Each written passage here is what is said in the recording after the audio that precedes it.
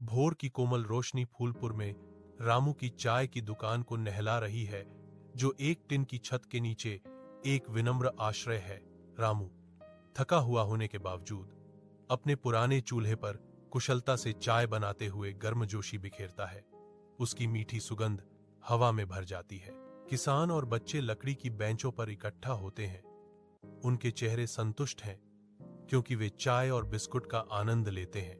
रामू की आंखें सच्ची दयालुता से चमक उठती हैं, क्योंकि वह अपने ग्राहकों से सहजता से बातचीत करता है।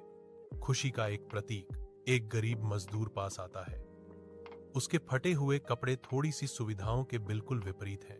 रामू हल्की मुस्कान के साथ मजदूर को चाय देता है। पहले अपनी चाय पी लो, हम बाद में हिसाब कर लेंगे। रामू की हलचल भरी चाय की दुकान में धूप की किरणें आ रही हैं। जहां साहब शानदार ढंग से कपड़े पहने हुए अपनी चाय पी रहे हैं, उनकी आंखें आश्चर्य से चौड़ी हो रही हैं। रामू अपने कठोर हाथों और सौम्य मुस्कान के साथ साहब को उम्मीद से देखता है। जैसे ही साहब के चेहरे पर एक विचारशील अभिव्यक्ति आती है, साहब की आवाज हवा में भर जाती है। तुम इतनी अच्छी चाय बनाते हो, क्या तुमने कभी अपनी दुकान बढ़ाने के बारे में सोचा है? रामू असहज होकर खिसकता है। उसकी निगाहें पुरानी काउंटर पर टिक जाती हैं और वह जवाब देता है, सर, ऐसी चीजों का सपना देखना भी मुश्किल हो गया है।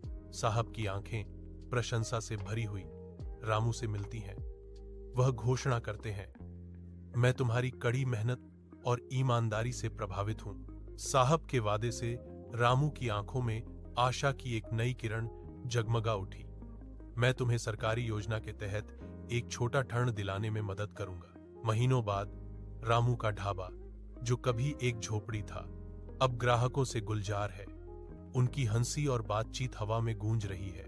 रामू अपनी गर्मजोशी भरी मुस्कान के साथ अपने विस्तारित ढाबे की देखरेख करता है, जहां दो युवक कुशलता से ग्राहकों को सेवा प्रदान कर रहे हैं। उनकी बहन अब शिक्षित होकर व्यस्त प्रतिष्ठान का प्रबंधन करती है, जबकि उनकी मां संतुष्ट और स्वस्थ होकर देखती रहती है। एक गरीब मजदूर काम से थका हुआ काउंटर के पास आता है।